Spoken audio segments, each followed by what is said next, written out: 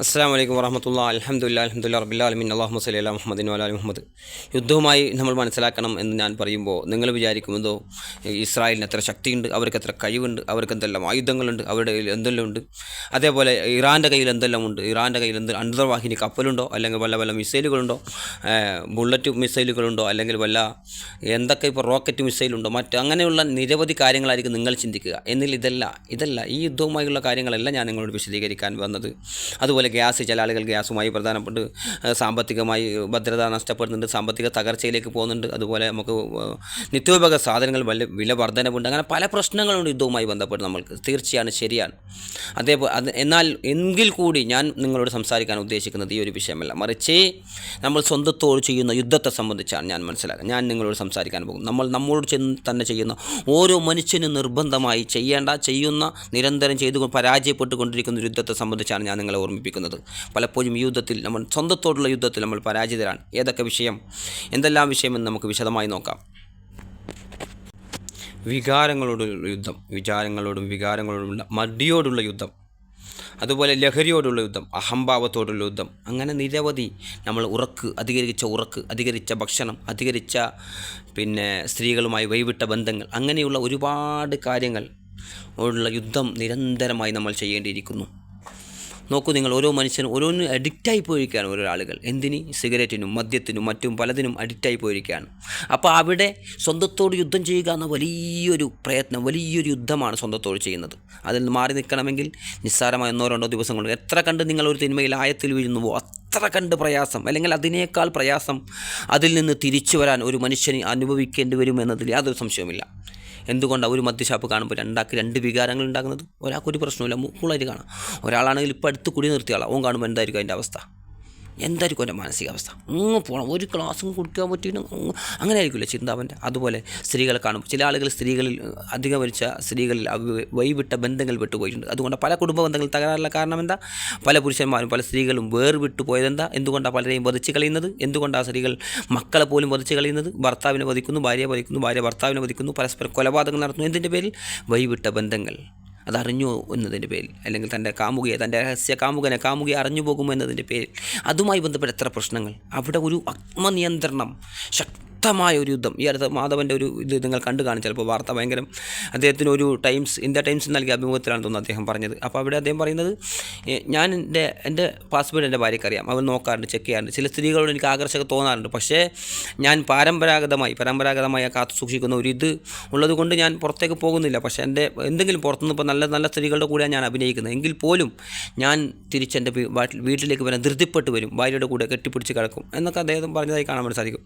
മോശമായി നിങ്ങൾ എടുക്കരുത് ഈ പദങ്ങൾ അതിൻ്റെ അർത്ഥത്തിൽ നിന്നും ഉൾക്കൊള്ളാൻ നിങ്ങൾ തയ്യാറാണ്. അപ്പോൾ പലപ്പോഴും നമ്മൾ മനസ്സിലാക്കുന്നത് ഇപ്പോൾ ഭക്ഷണവുമായി ബന്ധപ്പെട്ട് പുറത്തുനിന്ന് പല ഭാഗത്തുനിന്നും ഭക്ഷണം കഴിച്ച് വരുന്ന ഒരു വ്യക്തിയെ സംബന്ധിച്ചിടത്തോളം വീട്ടിലെ ഭക്ഷണത്തിന് ഒരു സ്വാദം ഉണ്ടാവില്ല. അതേപോലെ പല കാഴ്ചകളും, പല ഫോൺ സൈറ്റുകളും, പല വീഡിയോകളും, പല സ്ത്രീകളുടെ ഷോർട്സുകളും, ഇൻസ്റ്റാഗ്രാമിലൊക്കെ പ്രത്യേകിച്ച് നമുക്കറിയാം സ്ത്രീകളുടെ സൗന്ദര്യം എത്രമാത്രം പ്രദർശിപ്പിക്കുന്നു എന്ന്.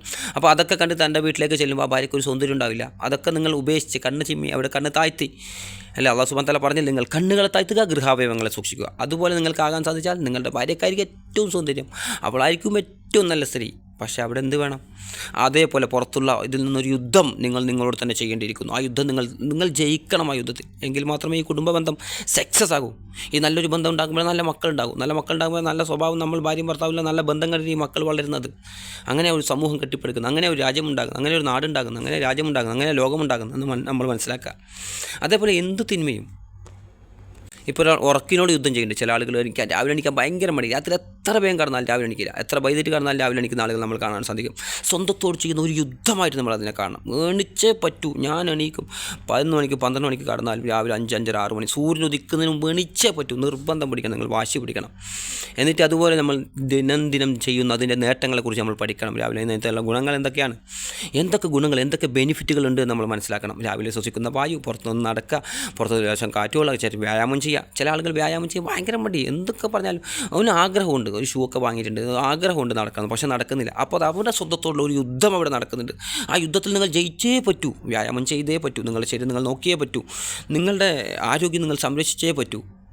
അതേപോലെ നല്ല ഭക്ഷണത്തോടുള്ള ചില ആളുകൾ ഭക്ഷണത്തോട് ഭയങ്കരമായ കമ്പം, അമിതമായ ഭക്ഷണം, അമിതമായ ഉറക്കവും, അമിതമായ ഭക്ഷണവും, അമിതമായ ഈ വൈകിട്ട ബന്ധം അതൊക്കെ നമ്മൾ തകർത്ത് കളയും. അതിനോടെല്ലാം നിങ്ങൾ യുദ്ധം ചെയ്യേണ്ടിയിരിക്കുന്നു. അമിതമായി ഒന്നും നമുക്ക് പാടില്ല. ഭക്ഷണം എന്തിനാ അധികമായി ഭക്ഷണം കഴിക്കുന്നത്? എത്ര ഒരാൾക്ക് ഭക്ഷണം വേണ്ടത്?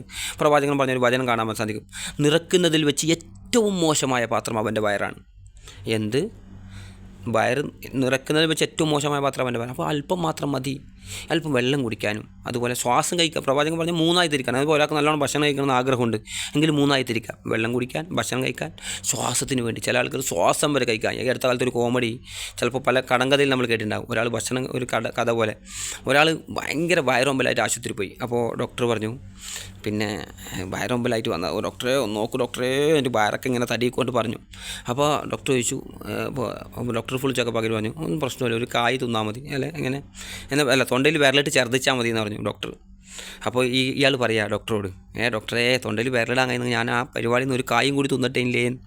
അങ്ങനെ തിന്ന ആൾക്കാർ ഇവിടെ ഹോട്ടലിലൊക്കെ നമുക്കറിയാം, നിങ്ങൾ മനസ്സിലായി കാണും. ഹോട്ടലൊക്കെ നിങ്ങൾക്കറിയാം, ഇപ്പോൾ തട്ട് ചോദിക്കും, തട്ട് ചോറ്, തട്ട് മോട്ട, തട്ട് പാരിക്ക്, തട്ട് സാമ്പാർ, തട്ട് മീൻകറി, ഇങ്ങനെ തട്ട് തന്നെ എന്ത് മനുഷ്യന്മാർ. നൽകുന്നത് കൊണ്ടല്ല, ഹോട്ടലിൽ കൊടുക്കുന്നത് കൊണ്ടല്ല പറയാം, പക്ഷെ അത് അവർക്ക് ദോഷമാണ്. അത് മനസ്സിലാക്കിയത് കൊണ്ട് ഭയങ്കര നമുക്കൊരു ബേജാറ് തോന്നാറുണ്ട് ഇങ്ങനെ കഴിക്കുമ്പോൾ. അത് എന്ത് കുടവാരി ചാടി. നിങ്ങൾ കുറച്ച് പഴയ കാലത്തെ വീഡിയോസുകളും പഴയ കാലത്തെ ആളുകളുടെ ഫോട്ടോസൊക്കെ നോക്കൂ. ഒരു വയറ് ചാടി ഒരു മനുഷ്യനെ കാണാൻ സാധിക്കില്ല പഴയ കാലത്ത്. പക്ഷേ ഇന്ന കാലത്ത് നിങ്ങൾ നോക്കൂ, എല്ലാത്തിനും കുടവയറന്നെ. ഈ 9 മാസം ഗർഭം ചുമക്കുന്ന സ്ത്രീകൾ പരാതി പറഞ്ഞു, 9 മാസം ഞാൻ ചുമന്നതല്ലേ, 9 മാസം ഞാൻ ചുമന്നതല്ലേ എന്ന് പറയാറുണ്ട് സ്ത്രീകൾ. പക്ഷേ പുരുഷനോ എത്ര വർഷം ചുമക്കണം ഈ വലിയ കുടവയറ്. എന്തിനാ അങ്ങനെ ആക്കുന്നു? എന്താ ഒരു വ്യായാമം ചെയ്യാതെ, എന്താ ഒരു വയറിനെ ഒരു ഫിറ്റ്നസ്സിൽ കൊണ്ട് നടത്താൻ സാധിക്കാത്ത? അപ്പോൾ അവരോട് ഒരു ശക്തമായ ഒരു യുദ്ധം അവിടെ ആവശ്യമുണ്ട്.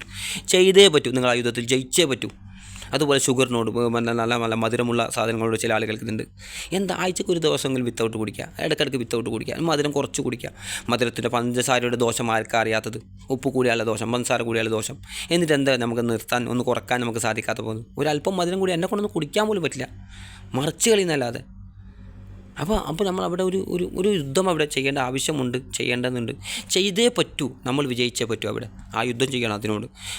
അതേപോലെ സ്ത്രീകളുമായി ബന്ധപ്പെട്ട് ഞാൻ പറഞ്ഞു, ഉറക്കവുമായി ബന്ധപ്പെട്ട് പറഞ്ഞു, ഭക്ഷണവുമായി ബന്ധപ്പെട്ട് പറഞ്ഞു. ഇതെല്ലാം നിങ്ങൾ കാര്യമായി എടുക്കണം. അതുപോലെ തിന്മകളിലേക്ക് പോകുന്ന ചില ആളുകൾ പറയാറുണ്ട്, തിന്മകളിലേക്ക് പോകുന്നു, വഴിതെറ്റിപ്പോയി. ഇപ്പോൾ ഈ അടുത്ത കാലത്ത് അൻസാരി ഉസ്താദിൻ്റെ ഒരു വീഡിയോ നിങ്ങൾ പലപ്പോഴും കണ്ടു കാണും. ചിലപ്പോൾ അവിടെ ഒരാൾ വിളിച്ചുകൊണ്ട്, ഞാൻ ഫുള്ള് കേട്ടില്ല, പക്ഷേ അവിടെ ഒരാൾ വിളിച്ചുകൊണ്ട് പറയാം, ഞാൻ നിസ്കാരം നിലയിലുള്ള ആളായിരുന്നു, പക്ഷേ അല്പം ബാക്കോട്ട് പോയിട്ടുണ്ട്. അതെ, പിറകോട്ട് പോകും ഒരു മനുഷ്യൻ, ഓരോ അവസരത്തിലും പിറകോട്ട് പോകാൻ ചാൻസ് വളരെ കൂടുതലാണ്. അപ്പോൾ അടിയുറച്ച് മുമ്പോട്ട് തന്നെ വരണമെങ്കിൽ ഒരു യുദ്ധം, ഒരു സ്വന്തം നഫ്സിനോടൊരു യുദ്ധം ചെയ്യണം. അപ്പോൾ ഇവിടെ പണ്ഡിതന്മാർ പറഞ്ഞതായി കാണാം, അങ്ങനെ എന്തെങ്കിലും വഴിതെറ്റുന്ന സംഭവത്തിലേക്ക് നമ്മൾ പോവുകയാണെങ്കിൽ നമ്മൾ ഉടമായി നേർച്ച നേരുമ്പോൾ നമ്മൾ ഉറച്ച തീരുമാനം എടുക്കുക. ഞാൻ അങ്ങനെ വഴിതെറ്റിയ ഞാൻ ഒരു ദിവസം നോമ്പ് വെക്കും, 2 ദിവസം നോമ്പ് വെക്കും തീരുമാനിക്കുക. അല്ല, ഞാൻ സദക്ക കൊടുക്കും, ഞാൻ വഴിതെറ്റി പോകുന്നുണ്ട്, പല ഹറാമിലേക്ക് നാം പോകുന്നുണ്ട് എങ്കിൽ ഞാൻ എന്താക്കും, ഞാൻ എൻ്റെ കയ്യിൽ നിന്ന് ഒരു 5 ദിനാർ സദക്ക കൊടുക്കുന്നു തീരുമാനിക്കുക. കൊടുത്തേ പറ്റും. 5 ദിനാർ 3 മാസം നിങ്ങൾ കൊടുത്തു നോക്കിയേ, പിന്നെ ആ തെറ്റവും ചെയ്യില്ല. 5 ദിനാർ കൊടുക്കാതെ തെറ്റ് ചെയ്താൽ, പക്ഷേ ഉറപ്പായിരിക്കണം ആ ശബ്ദം, നിങ്ങൾ എടുക്കുന്ന തീരുമാനമൊക്കെ ശക്തമായിരിക്കണം. പിറകോട്ട് പിടിച്ച് വലിക്കാൻ സാധിക്കാതെ അത്ര ശക്തമായ യുദ്ധം. ഇപ്പോൾ ചില ആളുകൾ വിശദീകരിച്ചതായി കാണാം, ഒരു ഒട്ടകത്തെ കുതിരയെ മരിക്കുന്നത് പോലെ മനസ്സിനെ മെരുക്കിയെടുക്കണം എന്ന് പറഞ്ഞതായി കാണാം. അപ്പോൾ അത്ര ഒരു കഷ്ടപ്പാടുള്ള ഒരു യുദ്ധമാണ് സ്വന്തത്തോട് ചെയ്യുന്ന യുദ്ധം, ഒരു കുതിരയെ മെരുക്കിയെടുക്കുന്നത് പോലെ. പണ്ഡിതന്മാരും ഇതേപോലെ വിശദീകരിച്ചാൽ നമുക്ക് കാണാൻ വേണ്ടി സാധിക്കും. പണ്ഡിതന്മാർ പറയും, ഒരു കുതിരയെ മെരുക്കുന്നത് പോലെ നിങ്ങൾ മെരുക്കിയെടുക്കണം നിങ്ങളെ. എന്തിന്? സുബഹി നമസ്കരിക്കാൻ, അത്യാവശ്യം നമസ്കാരങ്ങൾ ഏർപ്പെടാൻ, ദിക്റുകൾ ചെല്ലാൻ, സുന്നത്തുകൾ നിർവഹിക്കാൻ. അപ്പോൾ മനസ്സ് മറ്റു സ്റ്റോഴ്സിലേക്കും പല റീൽസിലേക്കും പല ഇൻസ്റ്റാഗ്രാമൊക്കെ വീഡിയോ നിങ്ങൾ തുറക്കാതിരിക്കുന്നത് നല്ലത്. എന്താ പറഞ്ഞാൽ ഒരു ചുരുങ്ങിയ സമയം മാത്രമേ ഉള്ളൂ. അപ്പം അടുത്ത കാണും ഒരു അറിവ് കിട്ടില്ല അതിൽ നിന്നും. ഒരു പൂർണ്ണമായ അറിവ് കിട്ടണം, പൂർണ്ണ ശ്രദ്ധയോടെ കേൾക്കണം. ഒരു 15 മിനിറ്റോ 10 മിനിറ്റുള്ള വീഡിയോകൾക്ക് നിങ്ങൾ കണ്ടോളൂ, നല്ല സംസാരങ്ങൾ കേട്ടോളൂ, നല്ല വോയിസുകൾ കേട്ടോളൂ, നല്ല സ്പീച്ചുകൾ കേട്ടോളൂ. അങ്ങനെ മനസ്സിനെ പാകപ്പെടുത്തി എടുക്കണം നമ്മൾ. അങ്ങനെ ട്രെയിൻ ചെയ്തെടുക്കണം. എങ്കിൽ മാത്രം സ്ട്രോങ് ആയി നമുക്ക് ഏതൊരു യുദ്ധത്തിലും. അതുപോലെ ഈ സ്വന്തത്തോട് പൂർണ്ണമായി ജയിച്ചാലുള്ള ഗുണം എന്താ? സ്വന്തത്തോട് എല്ലാ കാര്യത്തിലും ജയിച്ചാൽ പുറത്തുള്ള എന്തൊരു പ്രശ്നമല്ല. ഭാര്യയുടെ മരണമാകട്ടെ, അവരുടെ മരണമാകട്ടെ, മക്കളുടെ മരണമാകട്ടെ, പുറത്ത് നടക്കുന്ന യുദ്ധങ്ങളാകട്ടെ, സാമ്പത്തിക പ്രതിസന്ധികളാകട്ടെ, ഇതിലൊന്നും അവന് ബാധിക്കില്ല. പക്ഷേ പ്രശ്നങ്ങളില്ല എന്നല്ല, മറിച്ച് ഉണ്ടാകും. അവൻ മനസ്സിൻ്റെ ആയങ്ങളിലേക്ക് എടുത്ത് അവൻ ഉറക്കം നഷ്ടപ്പെടുന്ന അവസ്ഥ, അവൻ ലഹരിയിലേക്ക് പോകുന്ന അവസ്ഥ, അധർമ്മങ്ങളിലേക്ക് ചായുന്ന ഒരു അവസ്ഥ ഉണ്ടാകില്ല. എങ്ങനത്തെ യുദ്ധം വന്നാലും, എന്ത് പ്രശ്നം വന്നാലും, കൊറോണ വന്നാലും, ക്വാറന്റൈൻ കഴിയേണ്ടി വന്നാലും, ജയിലിൽ കഴിയേണ്ടി വന്നാലും, നല്ല മനുഷ്യരാണ് അനാവശ്യമായി ജയിലിൽ കഴിയുന്ന ആളുകൾ നമുക്കറിയാം, അങ്ങനെ സംഭവിക്കാറുണ്ട് ചിലപ്പോൾ. എങ്കിൽ പോലും ഒരു കുലുക്കമില്ലാതെ അവൻ സ്വസ്ഥം സമാധാനം സന്തോഷത്തോടെ ഇരിക്കുന്നുണ്ടാവും. കാരണം അവൻ്റെ മനസ്സും ശരീരവും ഒരുപോലെ സഞ്ചരിക്കുന്നു, ഒരു പ്രശ്നവും അവനില്ല. നല്ല മനുഷ്യനായി ജീവിക്കാൻ നമുക്കൊക്കെ സാധിക്കട്ടെ സഹോദരങ്ങൾ. നല്ല കാര്യങ്ങൾ പഠിക്കാൻ, ജീവിതത്തിൽ പകർത്താൻ അല്ലാഹു സുബ്ഹാനഹു വ തആല തൗഫീഖ് നൽകുമാറാകട്ടെ. വാഹിറ ദഅവാനാ അൽഹംദുലില്ലാഹി റബ്ബിൽ ആലമീൻ. അസ്സലാമു അലൈക്കും.